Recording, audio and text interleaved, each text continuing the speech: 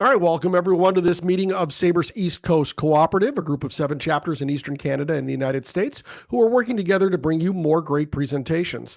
I'm Bruce McClure, the chair of the Clyde Sukeforth chapter in Maine and New Hampshire, and tonight we have another great speaker for you. But first, I just want to remind membership, if you want to be signed up for all of our meetings automatically and get the login information in your inbox the morning of the meeting, please send me an email directly at bruce@brucemcclurenh.com, and I'll put you on that list. You won't have to go through the sign-up process. You'll just get the log information, and off you go.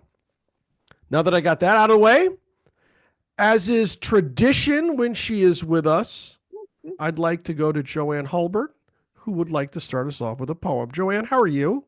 I am doing fine. Go get 'em. And I was very much looking forward to hearing about Roger Bresnahan because it's right within my area of interest as well. And of course, when I saw that coming through, I immediately checked my copious poetry files, and I find that I have, and I told you, 10 Roger Bresnahan poems. Who knew? Which is only 1.4% of that file that I keep on Players Poems. Okay. This is mostly dead ball era, but if anybody is in dire need of a piece of poetry for anything within the dead ball era, just let me know. I have literally thousands. So and I'm more than willing to share them, as I'm going to do right now. So luckily in Bresnahan, of course, he is also a very interesting historical baseball figure, well worth hearing about. So maybe that is why he gets 10 poems. I must say that somebody like Ty Cobb is up around number 26 for poems about him. But Roger's doing pretty good at 10. And there's probably more out there. But here we go. And I had a hard time choosing one. So the poem here is titled Dedicated to Duke Roger. There is a man of great renown whose name is Bresnahan. He never lingers in a town. He is a busy man. He's bobbing up from day to day, as buoyant as a cork, today in Philadelphia, tomorrow in New York. He's got the fans all guessing till they don't know where they're at. Perhaps he'll buy a block of Phil or manage Cincinnati. Perhaps he'll be a pirate and go raging o'er the seas. Perhaps he'll go to Ireland and manage the Trolleys. There was a man in our town, and he was curiously cute. I'll get a lawyer of renown, says he, to press my suit. It's one of those expensive kind, worth 40,000 bones. The pattern for it was designed by Mr. J.C. Jones. I'm most peculiar and precise about the way I'm dressed. The pants alone are worth the price without the coat and vest. It's just the kind of suit I like for winter and the fall. My lawyer says it fits me like the paper on the wall. That is from the Sporting News, December 5th, 1912. So when you put out the biographical information about Mr. Husman that is going to be speaking, there was something that also cropped up I wanted to mention. May 2nd and 3rd, especially perhaps of interest to everybody here that is specifically in the New England area. May 2nd and 3rd at Woosocks in Worcester, there is going to be a baseball poetry fest, 2 days worth. One of them even has, one of my favorite poets, which I think I have done a few poems from him on here too, but Ethelbert Miller is going to be there. And if anybody has ever read his stuff, he writes the best contemporary baseball poems, along with a lot of other things, that we have today. It's absolutely fantastic stuff. But the thing is that I wanted to mention is that, of course, there's 2 games that are involved on the days that this Poetry Fest is going on. And who would have known that the team that they are going to be playing is the Toledo Hens, which, of course, Mr. Husman can also tell us a little bit about his interest and involvement with the Hens. So I think you can take it away now. Joanne, I love when you come in and you do this for me. Thank you very much. I appreciate you so. You are welcome. You are welcome. You never know. But remember, I've got thousands of poems we can pull from. So I don't doubt it in the least, my friend. I don't doubt it in the least. It is. But now It's Yeah. on to our feature presentation. Yeah. Roger Bresnahan began his Major League Baseball career in 1897 as an 18-year-old pitcher and ended it in 1915 as a catcher, famously introducing shin guards for the position. He was so widely admired that the Baseball Hall of Fame awarded him a plaque only 6 years after it opened. He played Mhm. every position, coached and managed, as well as surviving a near fatal accident on the field. As a first responder, Bresnahan helped save lives during the aftermath of a horrific railroad crash. He was later principal owner and president of the Toledo American Association franchise, owning it for 8 years. This first ever biography, based on many years of research, covers Bresnahan's life and playing career as it intersected with American history. Author John Husman is a 20-year member of the Society for American Baseball Research and is the Toledo Hens team historian. He has written over a dozen articles for publication by SABR and is the author of 3 books. He's here tonight to discuss his latest, Roger Bresnahan, A Baseball Life. John Husman, welcome. How are you? I am fine. Thank you very much. I'd like to thank Joanne for that beautiful poem. I'm glad to hear that Roger has 10 of them. Compares favorably with most players, I would think. I had no idea. I found a couple, and there were a couple included in the book. And Bruce, thank you for that introduction. One correction, I've been a member of SABR since 1982, however. Well, then So they blew it, not me. there's a typo somewhere there. So I'll go ahead and get the show on and we'll get started.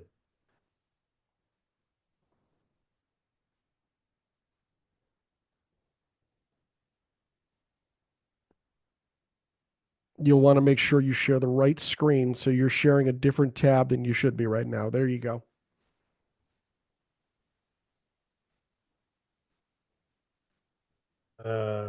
Just give me a second.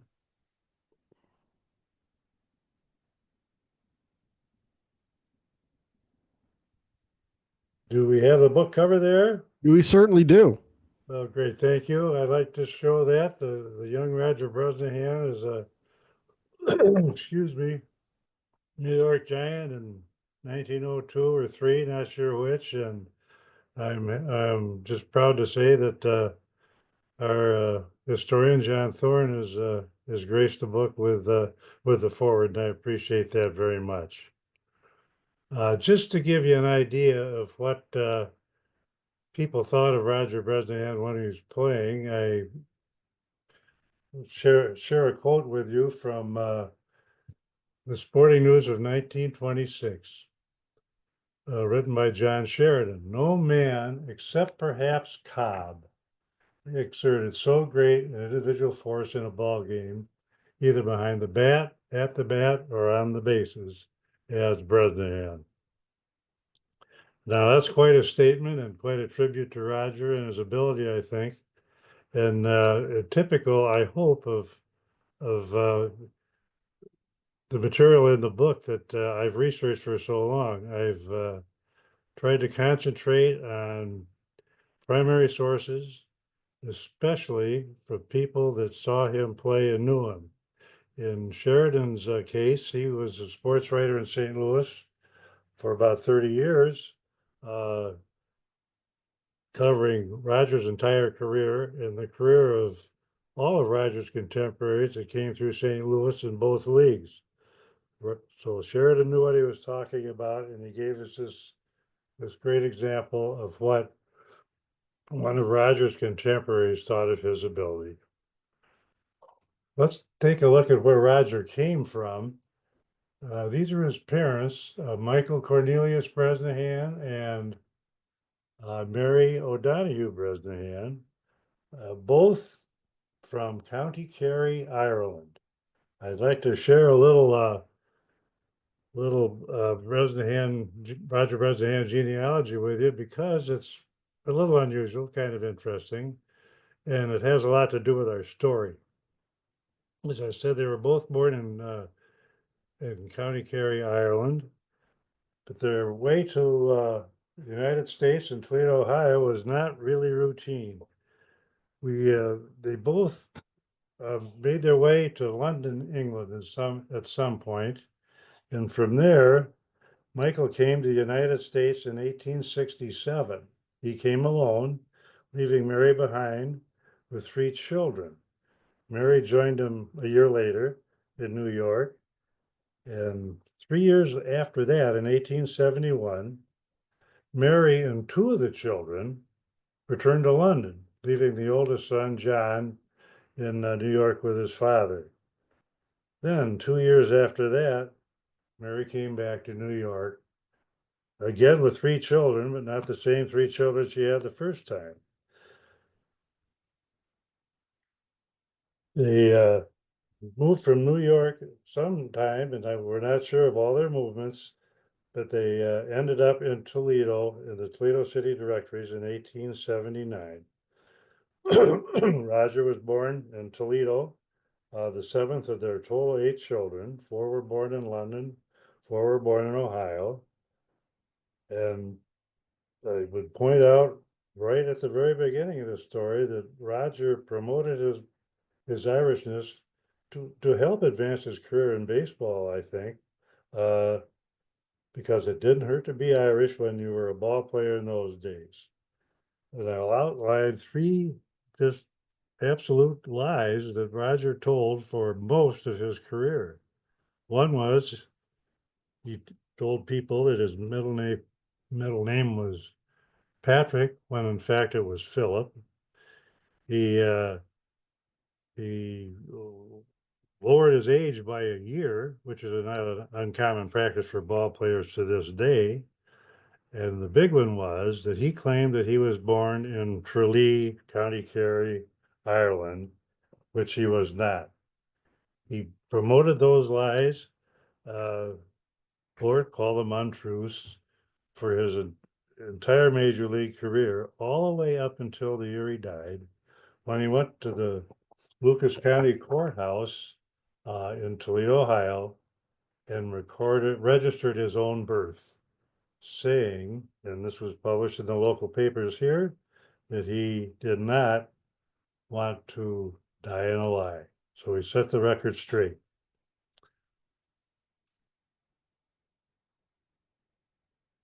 Roger, we know very little about his early childhood. He did not attend high school. We are certain of that, from a couple of admissions he made later in life to the census takers and some caseworkers for a daughter he adopted. So he was lacking in education, but the first we know of him was when he started playing ball in the Toledo Amateur Leagues in 1896. He followed his brother Jimmy and played with him for a couple of years, and ended up a year later in 1897 playing semi-professional ball in Lima, Ohio, with the Lima Crescents. Here's a picture of that team. Roger is shown reclining on the right-hand side there, holding the ball, as was the custom for pitchers to do in the 19th century, holding the ball in the picture in the photos. And on the upper left, standing is his brother Jimmy, who was really leading him along in his early career.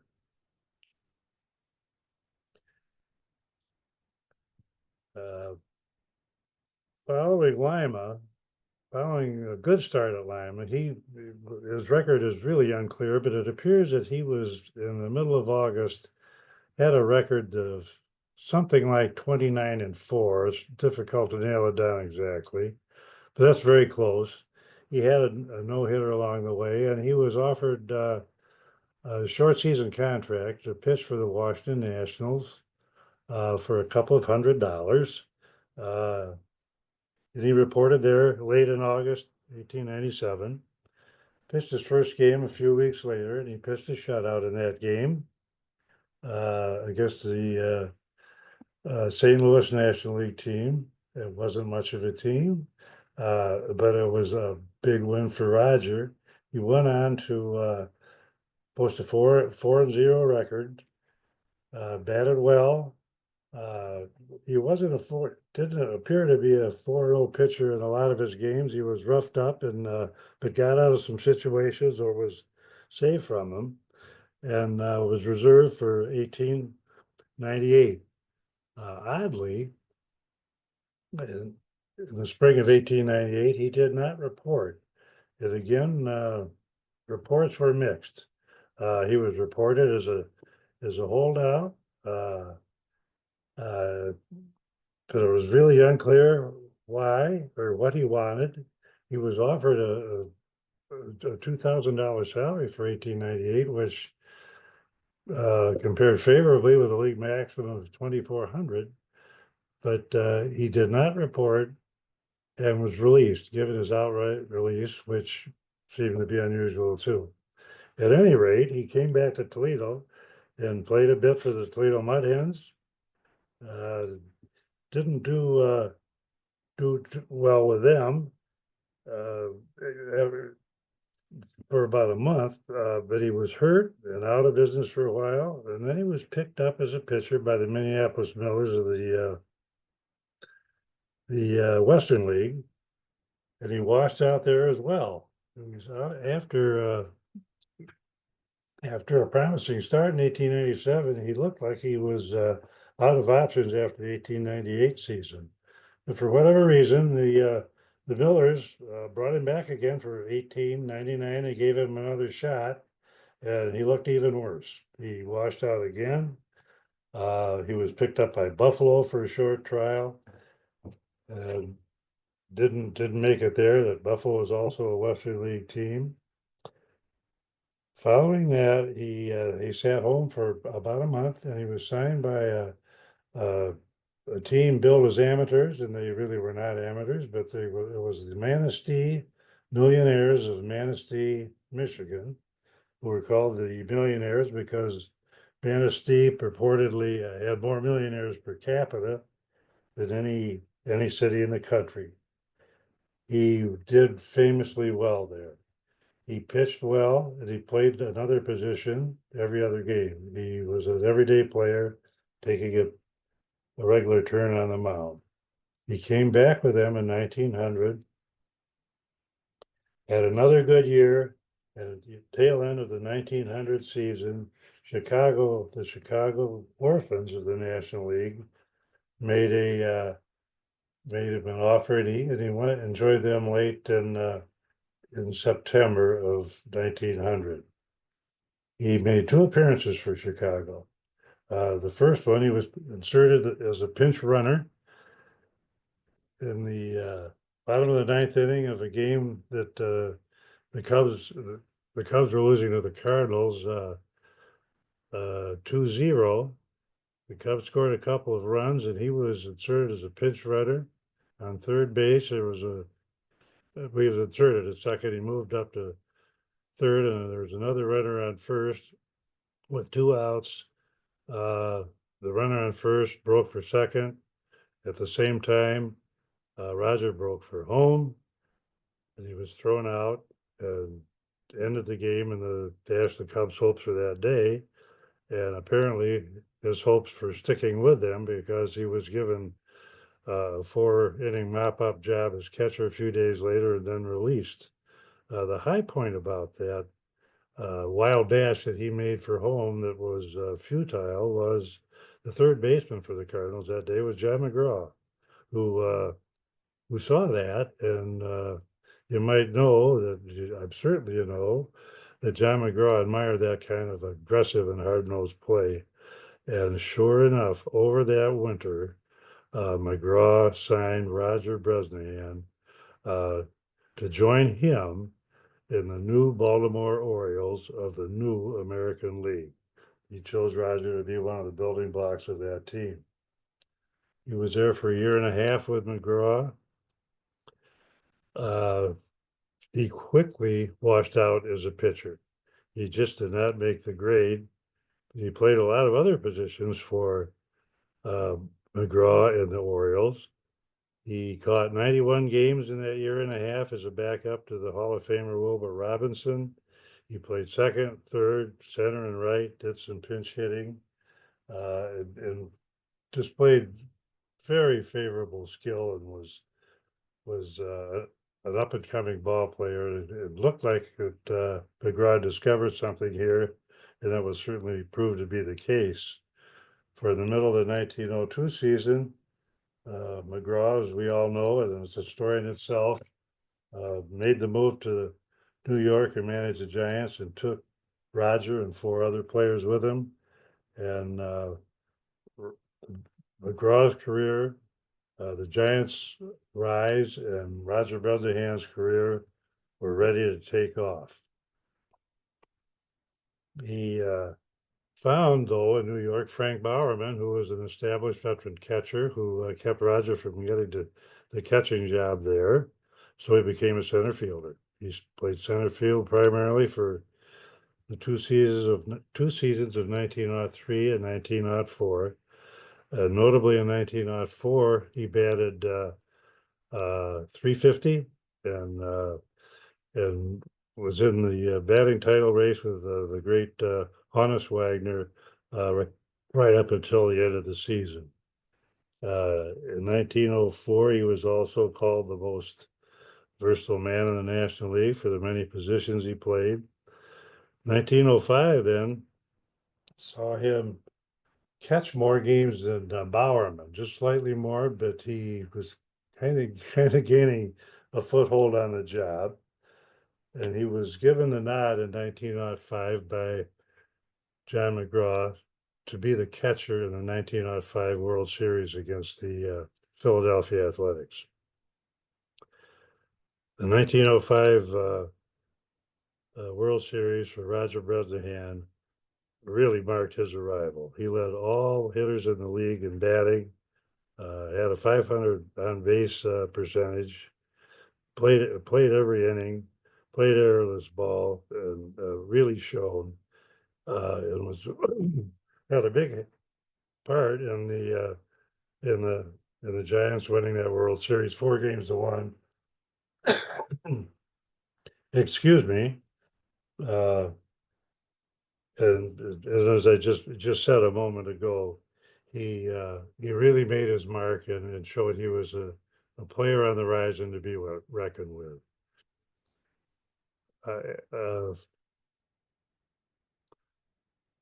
The picture of McGraw here is, as you all know, and he was had a tremendous influence on Roger.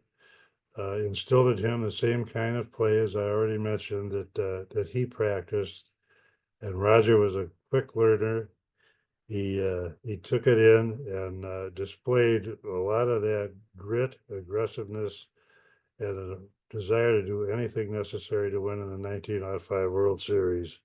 From then on, he was McGraw's man. There's a picture of Roger in early in 1906, wearing a World's Champions uniform, which I'm sure most of you have seen on Mike Donlin, for example. I've never seen one published of Roger in this uniform. But this is an interesting picture and a little bit about where I got it. I've come to know a grandnephew of Roger Bresnahan, whose name is Roger Bresnahan.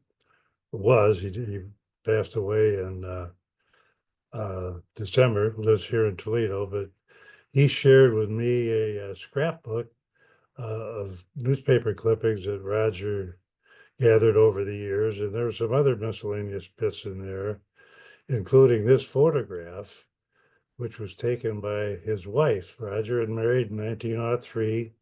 He married a Toledo girl, Adeline Marcella Lidke, and she signed this picture, "My World's Champion," and listed her initials there.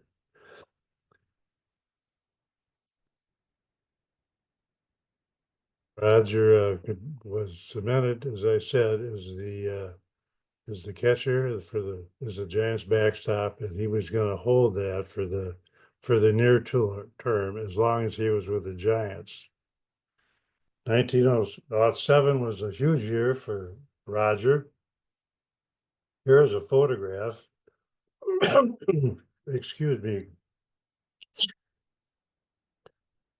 I'm told this is the bird flu influenza A, and I apologize for my throat. This photo was also made available to me by Roger Michael Bresnahan, the second Roger Bresnahan I mentioned. It's against the Cardinals in June of 1907. If you'll notice, this is an early action photograph, to be sure, but it also displays Roger wearing his shin guards. Roger, I've read many times that Roger invented shin guards and promoted his doings in that way, but he did not invent them. I took great pains in the prep or in the notes of my book to point out a number of cases where previous players, other than catchers as well, that wore some kind of shin protection under their uniforms where they couldn't be seen. But Roger did introduce them openly and made no bones about it. He was severely ridiculed and called all sorts of names and belittled. But if anybody could handle that, it was Roger, and he did. And it was not long before all catchers were wearing them, and of course still do. I mentioned John Thorne earlier. He mentioned in his preface, and this is high praise, I think, that Roger Bresnahan, not only because of these shin guards, because of how he handled pitchers and directed the game, transformed the position of catching. I'd like to mention that later in the 1907 season in June 13th to be exact, the Giants still in the hunt for another pennant. We're in Cincinnati, and when Roger was hit in the head by a pitched by Andy Coakley. The ball struck him so hard that it was fielded on the fly by the first baseman, and he ended up in a heap at home plate. Accounts vary a bit, but it appears that he was unconscious for about 30 minutes. A priest was summoned from the stands and gave him last rites on the field. He was revived, taken to the locker room, where he went unconscious again, and he was removed to Seton Hospital in Cincinnati. Later that evening, John McGraw was told that Roger Bresnahan had died. At least one newspaper reported that he had died. That proved obviously not to be the case. But in a rush to get the news out, somebody jumped all over it. But he was seriously injured, and it was doubted that he would make it back that season. And it was doubted that he would be able to stand in at the plate as he always had after that experience, if he got another chance to do it. Just as an aside, I'll say that the next batter after Roger in that game, Dan McCann, was hit on the wrist and fractured his wrist. He was out for several weeks, but those two losses doomed the Giants for the rest of the season. They couldn't make up those losses and finished way back in fourth place. His recovery, Roger's recovery, was set to take weeks, but he did come back after only 3 weeks. He returned early per doctor's orders, as he usually did when he was out. He was injured often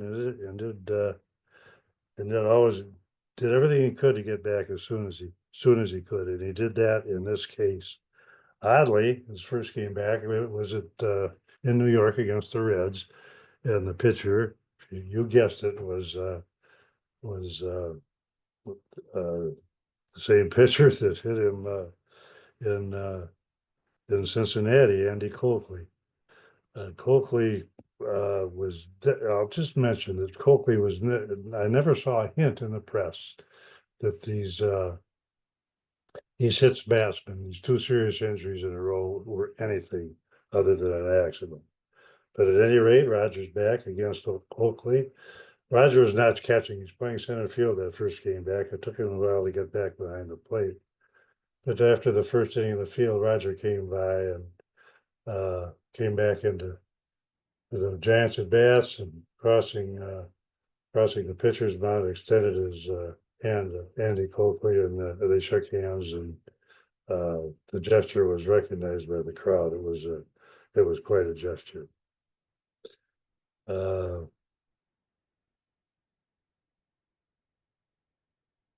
So as I said, the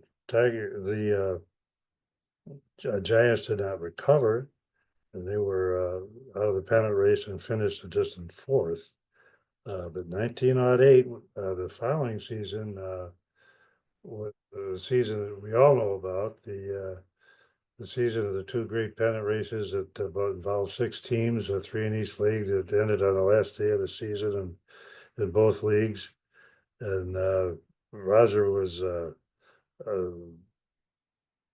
stalwart throughout that whole season, suffered through many injuries.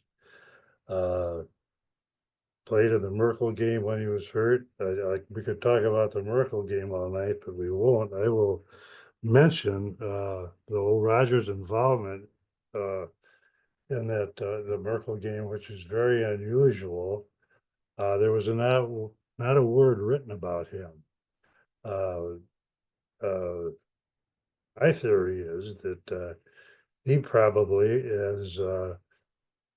as others did, were heading towards the Giants dugout or clubhouse in center field and continued right on there, out there, and missed the whole thing. But he had nothing to do with that game whatsoever. But on the season in 1907, he caught 139 games, more than anybody had ever caught before. But George Gibson of the Pirates caught 140 that same year. So he didn't get the record, but they both caught more than anybody had ever before. He batted .283 in 1908, 8th in the league. .283 doesn't sound like much today to a lot of people, but batting 8th in the league is significant. Led the league in walks. His battery mate, though, Christy Mathewson, who had all those wonderful games in the World Series in 1905 that Roger caught, just had a magnificent season. One for the ages, 37 wins, earned run average 1.43, pitched in 56 games, completed 34 of them, 11 shutouts, 5 saves, 390 innings pitched, 259 strikeouts. And I mention that because the New York World, the Evening World, had a contest late this season for their fans to vote for the player on the Giants that they thought was doing the most to help their team win the pennant. Roger won that contest by a 4-1 margin over Mathewson, which I think speaks volumes about what the people that saw him play in New York thought of him. And he just was the idol of the media capital of the world after that 1908 season, despite all the disappointments the Giants had for not winning the pennant. You would not guess it, but after that season, Roger was traded to St. Louis. The trade broke late in December, or late in the year in December. It had been in the works for months, and the parties were aware of it. Roger was aware of it. Stanley Robeson, the owner of the Cardinals, was obviously well aware of it, but it wasn't made public until, as I said, later in the year in December. There's Roger on the left and Stanley Robeson, his new boss, on the right. Stanley was very anxious to have Roger, and Roger was very anxious to become a major league manager. And McGraw was always anxious, or at least practiced, not standing in the way of any of his players advancing themselves. So he willingly traded Bresnahan, but he extracted a price from Stanley. He got 4 of Stanley's best players. So he seemed to be happy at the time. Stanley Robeson was happy, and Roger was happy, but he had a long road ahead of him because the Cardinals were far and away the worst team in the National League, and they had given up their 4 best players to get Roger. Roger brought the team along slowly, worked with what he had some difficulty bringing in players by trade. He could buy players, but the players that were generally available to him were minor league players. And he had a tough time really improving the roster, but he felt anyway that the long-term success would be best attained by training younger players to play the game that he played, that McGraw had taught him to play. So he concentrated on bringing in young guys, teaching them his methods, and they got some results. Winning on the field, it didn't increase dramatically, but it did. They got out of the basement the first year. More importantly, they were exciting to watch, fun to watch, and people came to the ballpark. Attendance grew dramatically, and so in St. Louis. In 1911, the team got off to a fantastic start. We're in first place. We're very early in the going and within striking distance. All the way up through June. June, they finished a series in Philadelphia, and we're moving on to play in Boston the next day. They boarded a Pennsylvania Railroad train in Philadelphia in the evening. It headed towards New England, but the train made its way to a port in New Jersey. There was no way across the Hudson River in those days for a railroad train. So the way around that was that they would unload the train cars in New Jersey, load them on barges with the people still in their seats, tow them around Manhattan Island up the East River to the Bronx, where the train would be reassembled and sent on its way by another carrier, another railroad. A new crew came aboard, a new engine, picked up that train, and headed for Boston. A curious thing happened, though, when the train was reassembled on the way to New Jersey. The Cardinal cars were right behind the engine. They had 2 cars with a team and press and other people with the team. And when they got underway up headed towards Boston, they were no longer there. They were the last 2 cars of the train. There's been a couple of reasons suggested for this. One was that it was just happenstance, or what happened to the process, and there was no reason for it. It just happened to be a change. And another was suggested in the New York Times that Roger complained to the railroad that his players were having trouble sleeping. They were sleeper cars, and that he would prefer to have the cars moved to the rear of the train.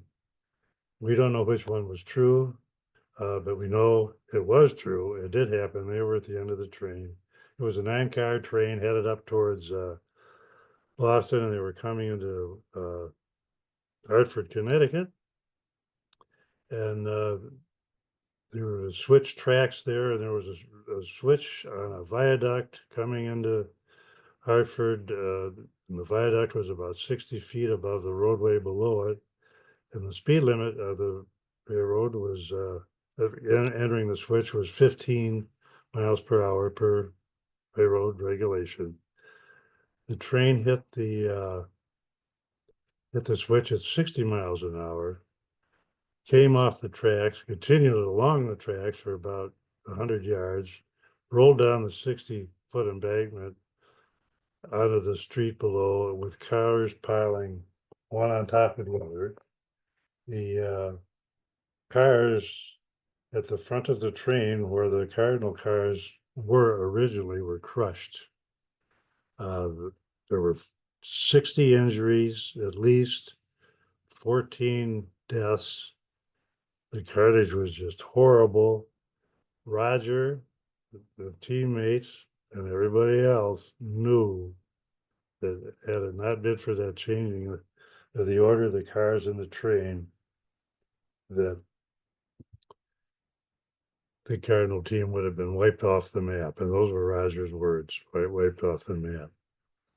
Immediately, Roger and the Cardinals became first responders. They aiding in rescuing people from being caught under debris involved in fires, documented cases of lives that the Cardinal ball players saved. They worked tirelessly till the first responders got there, and then worked alongside them until the work was done. It took several hours to do that. I'll show you a couple of pictures. First, I'll tell you how they got out of the train.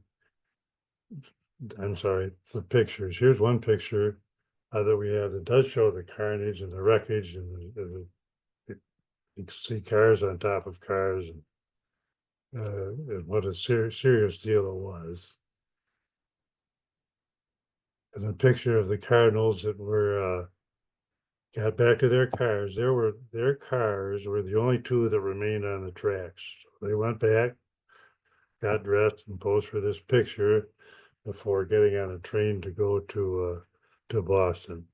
But no doubt that these men were genuine heroes and saved many lives that day. Lee McGee, the Cardinal outfielder, said of his manager, "If ever a man lived who possessed a cooler head, I have not heard of him.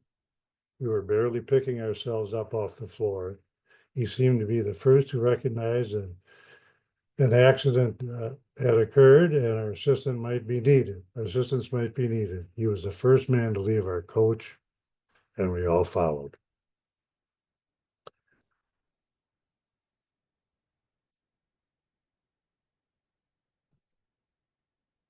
This is a photo from the St. Louis Star, first page of the second section of Roger's wife, Adeline. It's the only picture of her that I know of, we've ever seen. It's not good quality, but it is a picture of hers. And it explains how she helped aid the victims of the wreck. And it's absolute bunk. She was not there. Apparently what happened was she was seen boarding the train in St. Louis as the Cardinal team headed east. And she got off in Toledo, and her home was Roger's. Roger and the team continued on their way. She was actually in Detroit at the time of the accident, so it had nothing to do with it. This story was a complete fabrication, but a blessing to to us because we do have a picture of her, which I'm certainly glad to be able to share with you. So it points out a fault in rushing to judgment and rushing to get a newspaper out with a story.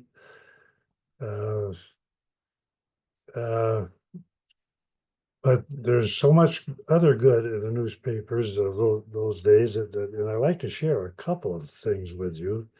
I really marvel at the Joanne, the poetry, if you will, of the writing. I'll just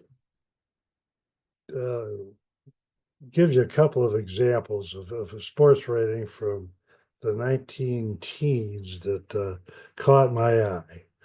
There's one in particular. I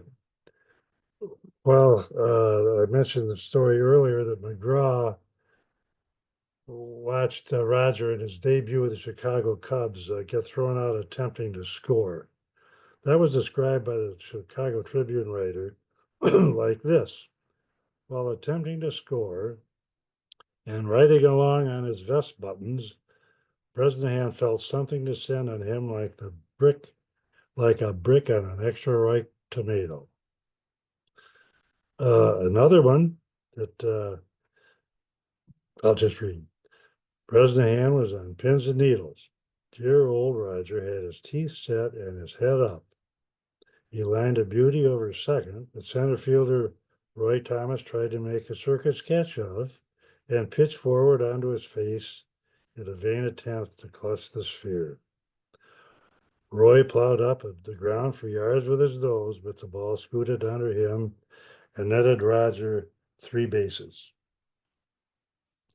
And finally, just one more. It was a sweltering hot day, and one of the features of the entertainment was the perspiring of Roger Bresnahan. Roger looked as if he had been dipped in something before the 4th inning was over. In the 5th, he started a vigorous attack by slamming a single to right field and then stealing second base. But when he hit the dirt at the middle bag, he jarred the breakfast loose from the linings of his stomach and had to have time called while he recovered. So there's much good in the news of that day, even though there was some fake news.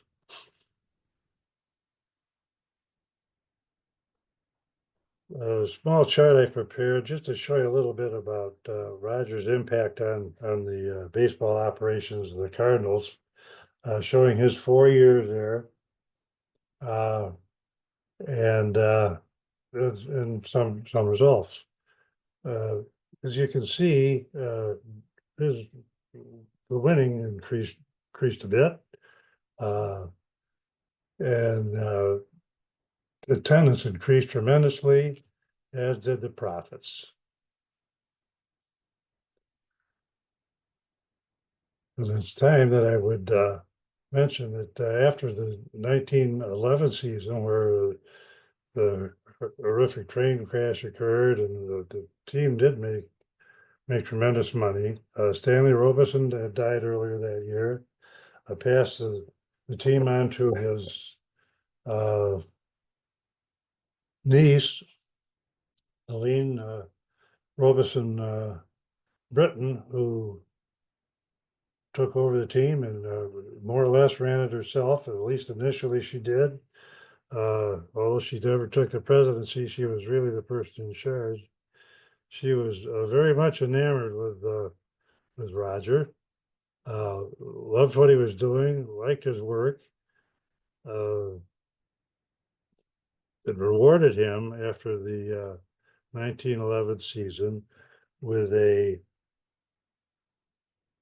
5-year contract at $10,000 a year, and I gave him a second contract that granted him 5% of or 10% of the team's earnings for those 5 years. An unheard of deal at the time, one that just had tremendous potential. But during that 1912 season, early in the season, she changed some of her some of her surrounding advisors, changed the club president, got more involved in the day-to-day operations, and they began looking at expenditures. Roger had complete control of trades and the finances, the whole ball of wax. But that, as I said, was being scrutinized, monitored, and without his knowing it, trades were being stopped. They didn't go through, and he didn't know he was no longer on the National Commission's approved list. So 1912 proved to be a pretty trying year for the relationship between Roger and the team. Roger had some health issues, was hospitalized early in the year with pneumonia, had a couple of injuries. And 1912 just really turned out to be a tough year. At the summarily dismissed by Mrs. Britton. He had the contract, as we said, that gave him 5 years, and they had 4 years to run, and it was very lucrative. And I'll just say briefly that the contract, he appealed to the National League, and the National Commission intervened and ruled on his behalf. The ruling powers could not very well do that. He was a player and a manager and a more or less a hired hand. And if the owners, which were the National League board, sided with him, they'd be essentially voting against themselves. So they struggled with that for some time, tried arbitration, and none of that worked. And finally, there was a deal very quietly struck that settled the issue. Roger was offered a settlement and made a free agent. He did very well with next venture. He was in high demand, being a free agent. We know he was offered $40,000 for 3 years by the Cincinnati Reds, but he opted to go with the hated Chicago Cubs, and I say hated because of his days with the Giants. But he took a job with the Cubs, so we could assume that it was more than $40,000 for the 4 years. And we have a couple of sources that say that he also received a $25,000 signing bonus. So he was a Cub for starting in 1913. The Cubs had Jimmy Archer, a great catcher. They had a brand new manager in Johnny Evers. So the two things Rogers did well, they didn't need at the moment, but Charles Murphy apparently wanted to have some insurance, so they brought him aboard, and he really ended up being a pitching coach, a backup catcher, and a good handler of pitchers, and did a very good job of that. That fall, Charlie Murphy told Roger he wanted to come back and manage the next year. Roger read in the papers, like everybody else did, that the following spring that Murphy had fired Evers and brought in former umpire Hank O'Day to manage the team, which Roger must have been beside himself.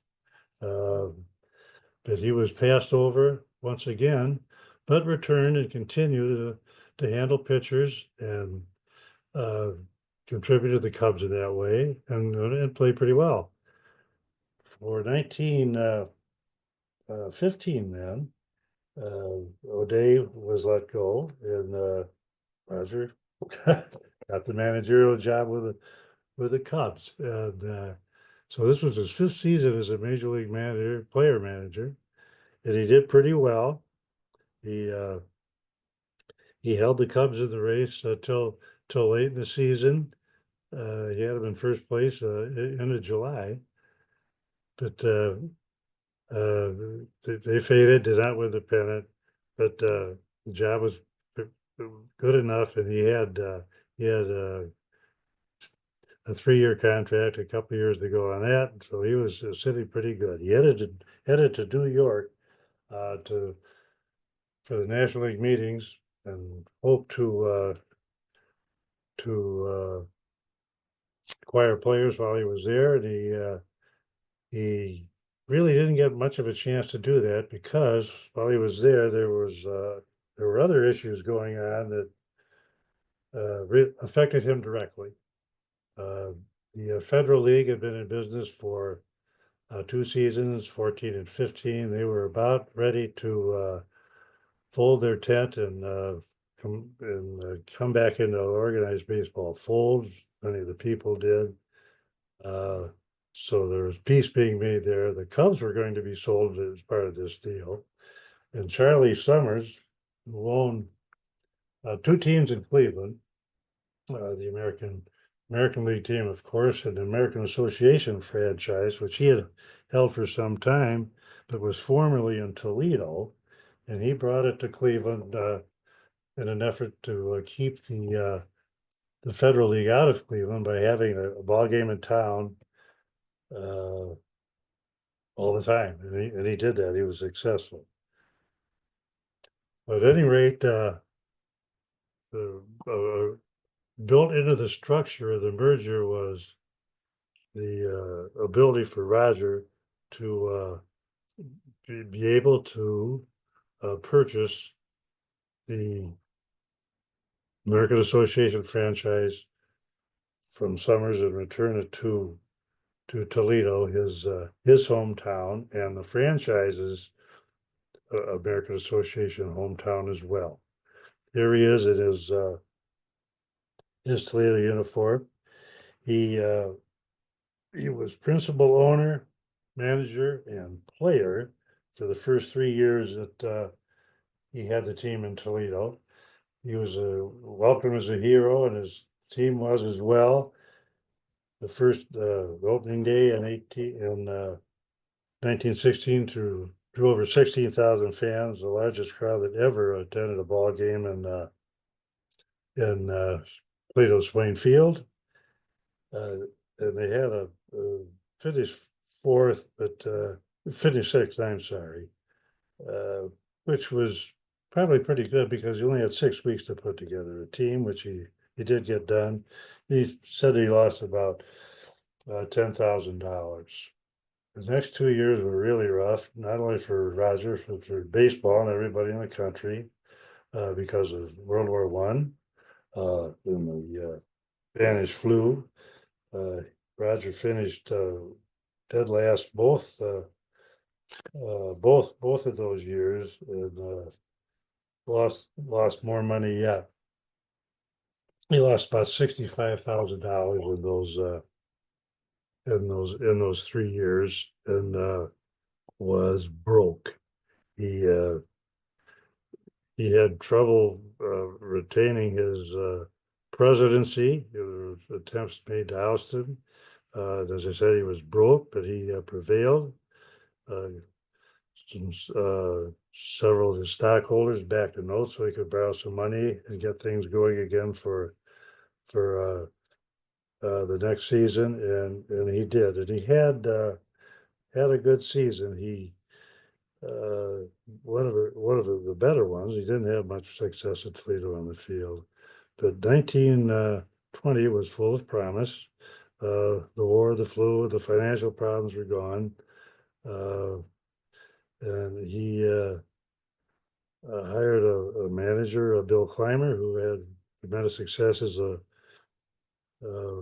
minor league manager, stepped back from managing on the field, and thought he had things going pretty well. But the team didn't start well. Clymer quit. Roger had to get back into the fray, and he did.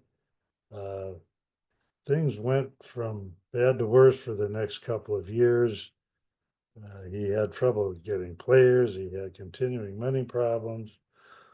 In 19 22 season, he made a working agreement with John McGraw and the Giants, which turned out to help quite a bit. He sent players to Toledo. He sent Bill Terry and Freddie Lindstrom, future Hall of Famers, to help out. They sent money. Charles Stoneham came and visited Toledo. They were really interested. Edgar Feely, a Giants attorney, bought Swain Field. And it was really to no avail. It was a little bit too late. The 1923 season, the last one, was horrible on the field. Roger finished and dead last. They lost 114 games, more than any Toledo ever had or ever has since. One of the games was attended by a scant 70 fans. Looking forward to 1924, Roger realized that something really had to change. So he did two things. He was preparing to take the team to spring training, be near the Giants, and really strengthen his relationship with the Giants. And he was offering his team for sale quietly in the meantime. He didn't get anywhere trying to sell because his price was so high, but he stuck with it. And in March, he got an offer and he sold the team. Sold the team to James O'Brien, who was associated with the Giants. So the Giants now had the stadium, they had the franchise, they had John McGraw's brother Jim sitting in the boardroom.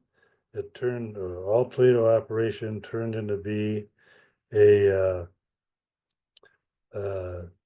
giant operation. And it would be that way for the next couple of years. But for Rogers' part, I mentioned $150,000, translates to about 2.7 million today.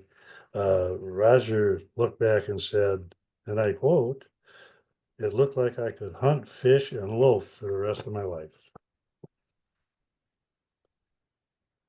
John, could Roger, I jump in for just a sure. minute, please? I wanted to open it up to our membership. If you have a question or a comment for our presenter tonight, John Husman, go down to the bottom of the screen and hit the react button. Once you hit the react button, you'll see another button marked raise hand. Hit raise hand and we'll get you in line to ask questions of our presenter, John Husman, this evening. John, can I unshare your screen? Do you mind? No, that's fine. So that we can see your smiling face. Here we go. After his life in baseball was over, what sort of endeavors did your husband, oh boy, you can tell it's late in the evening for me. What sort of endeavors did Roger Bresnahan get into towards the end of his life? I know he passed away in 1944. Right. Well, shortly after in 1923, he came back and worked for McGraw for 3 years as a coach with the Giants. Following that, he took a year off, and the Tigers called about retirement. He coached up there for a couple of years. And following that, that was 1932. There was the Depression, and he was in horrible shape. He had made a lot of money. He had made two fortunes and lost them both. And he was in the poorhouse. He worked as a jailer for the city of Toledo. Worked WPA jobs. When the Prohibition ended and the Depression ended, he was offered a job with the Buckeye Brewery here in Toledo, where he became a regional manager for sales in Michigan, West Virginia, and Ohio. Did very well with that. He had been divorced by Adeline. He remarried. He adopted his wife's niece as their child. The only child Roger had was his stepdaughter. But he lived out his life comfortably as a working man that was, I think he was comfortable, but a far cry from what he was at his early days. He lived a very full life. I can see. Yes, Let's go he to did. He did. Dixie Tarango. Dixie's got a question. You're up, Dix. How you doing? Thank you, John. It was a great presentation, great pictures. Looking at Bresnahan's career record, what sticks out to me is the fact that he hit 350 in 1903 in the middle of two rather lackluster seasons. I think only Norm Cash in 1961 has a bigger up and down period. Did you ever run across the reason why he hit 350 in that season? Oh, I did. And for sure it was an outlier. No, I really don't. But you're right. His stats really don't show that much now looking at him other than that 1 year. But some of, it's very difficult to compare players now with players then, in spite of the modern stats. But there's one I looked at. I made one comparison in the book. And I looked at on base OPS plus. He had an OPS plus of 126, which is quite good, and exactly the same as Johnny Bench. So he compared favorably, but I can't explain that 350, and nobody that I read about even tried to then. But it was early in his career, and I think maybe people thought later he faded. I don't know. Yeah, I'm looking at his baseball reference stats here. 1903, he hit 350 for the Giants, and the two seasons around it were mid 280s. Nothing to really write home about in those days, but 1 year, boom, 350 slash line, 350, 443, 493. Yeah, in that 1903 season, he was only 5 points behind Honus Wagner, who won the batting title. Right. Yeah. And he was only 1 point behind the guys who finished second and third. So he was that close to winning the title, Wow. but just the spike intrigued me. Anything else for our presenter, John Husman, this evening? His presentation was comprehensive. We know that. So, John, why don't you tell Thomas Harkins just jumped in here. Tom, go unmute yourself and ask your question, my man. Yeah, how we doing? The question has nothing to do with Roger Bresnahan, but you're the expert in Toledo baseball, right? Yes, sir. And I got to know Dick Drago from Toledo. Yes. Is he in your book? He is not. We went to the same high school. Well, interesting fact about him, he led it in something else at Toledo, at that high school too, besides baseball. He led it in bowling, which I thought was a very Toledo thing, right? It is a very Toledo thing. Yes, Oh, it how is. about that? Thank you. John, tell them how they can get the book. Well, the book's available on Amazon. That's the easy way. Other big online sellers have it. There's a couple of brick and mortar stores in my area that have it, but there aren't many of those that do, that I know of. Amazon is the way. Yeah, it seems to be. Seems to be these days, huh? Yeah. So check that out on Amazon.com. And what do you say we get together again on Monday night, January 27th, when the Clyde Sukeforth chapter will have SABR treasurer Dan Levitt with us to give his SABR 52 presentation, John McGraw's Florida Land Investment Fiasco. The sign-up link is in the chapter meeting booklet sent out each Monday, and it's also available in the SABR events calendar at sabr.org/events. If you're on the automatic sign-up list, you'll receive the link to get into the meeting Monday morning. And finally, if you're a baseball fan watching this on YouTube and you like what you see, please like this video and subscribe to our channel to be alerted to each of our weekly uploads. And if you're not yet a member, you need to join the Society for American Baseball Research, the premier baseball community. Offering an amazing baseball buffet of options to explore your fandom, SABR boasts more than 35 different research communities, over 80 regional chapters, and innumerable opportunities to connect with your baseball minds across the world. For more information, go to sabr.org/join today. John Husman, thank you very much for doing this. We appreciate you. That Thank pennant you really very needs a much. 3-foot hot dog on it. And the pennant needs a 3-foot hot dog. That's Dixie's pennant, and Ben's I here could with the 3-foot Photoshop it hot on there dog. if you could send me a picture of the pennant. Photoshop John, thanks a lot for doing this. We appreciate you. You are quite welcome. I appreciate it too. Thanks, John. Let's get everybody out of here. We'll have a good night. We will see you Monday Night, night. guys. Have a good night, everybody.